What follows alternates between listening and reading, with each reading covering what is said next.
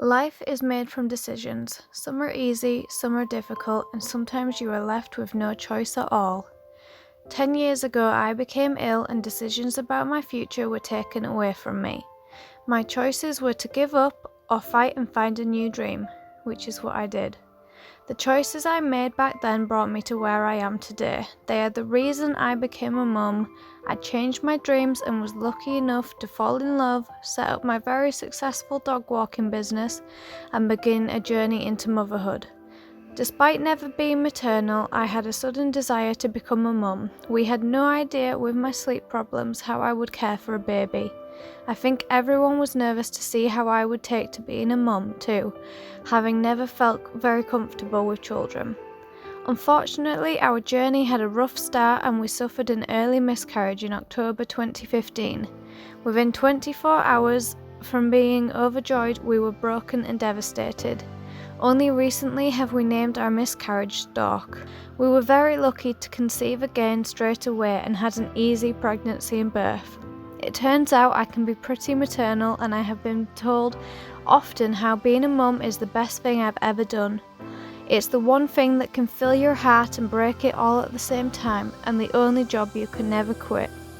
It's the one job that keeps giving back and makes you strive to not only do better for the little being in your arms, but it also forces you to look at yourself and focus on self-improvement so that you may pave a safe and healthy path for your little one. I absolutely love being a mum. I love the days out, the breastfeeding, which I did for 14 months with Bo. I loved the snuggles and smiles, but we felt our family was not yet complete. We were fortunate enough to conceive just before Bo's first birthday. From start to finish, this was a difficult pregnancy. I was very sick for the first 18 weeks and suffered extreme prenatal depression, suffering from suicidal thoughts despite being overjoyed with the actual pregnancy. We had 3 early scans which showed a perfectly healthy little being. At 19 weeks, we went for the anomaly scan and our lives changed forever. This was where my life split and became the before and after. This is when I became a fighter. We were told there was no amniotic fluid, her bowels were lit up on the screen, and her head was a conical shape. Less than a week later, a fetal medicine consultant confirmed our worst fears. They didn't know what was wrong with her, but she was almost certain not to survive. We had the option to terminate, even as she wriggled around inside me, or we could deliver naturally and she would likely die during labour, or we could have a C-section with all the bells and whistles, but she might still pass away and I would be left with a scarred womb, affecting future pregnancies. We knew straight away we were going to give her every chance. We knew she was a fighter and we promised we would fight as long as she kept fighting. We found a new doctor we could trust and asked every question under the sun, spending hours researching every day. I have a huge needle phobia, but maternal love is a beautiful and powerful force. I had blood tests, an invasive CVS procedure along with an MRI scan and multiple lengthy sonographic scans. We promised ourselves to celebrate every part of her life. We would not grieve until we were forced to. Genetic tests confirmed her gender and we celebrated with a reveal for family and a video we made. We cherished every kick, falling more and more in love with our little silver rose and even made sure she got to visit Santa.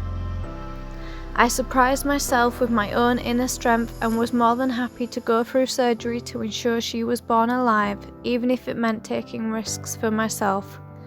We were so lucky to have 16 days with her. I expressed all my milk and we rarely left her side. We assisted with her care and celebrated each milestone. 1 week, joining the Kilo Club. 2 weeks, our first cuddle. She was a show-off and improving each day, making the phone call on the 16th day a shock. When she was no longer able to fight, me and my husband made the decision to let her find peace and comfort. I don't need to explain what losing a baby feels like, but it helped me to write about it when my disabilities kept me isolated from the outside world. I shared my experiences through blogging. The 6-week check with no baby, planning a baby's funeral, and documenting my difficult rainbow pregnancy. I realised that it helped my own grief if I felt like I was helping support other people through loss too. I made sure all the milk I had expressed and freezed for Silver did not go to waste and managed to donate a whopping 9.25 litres to help other NICU babies in need, hopefully saving their lives. I also started fundraising too, something I'm still working on with exciting plans ahead with a new business aiming to give back to the baby loss community.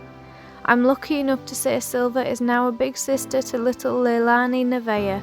I'm also very lucky to have an angel watching over me as my womb had actually ruptured due to Silver's C-section scar.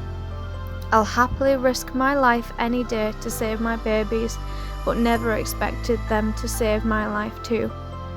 Every cloud has a silver lining. Silver was never the storm before the rainbow. Her illnesses were the storm.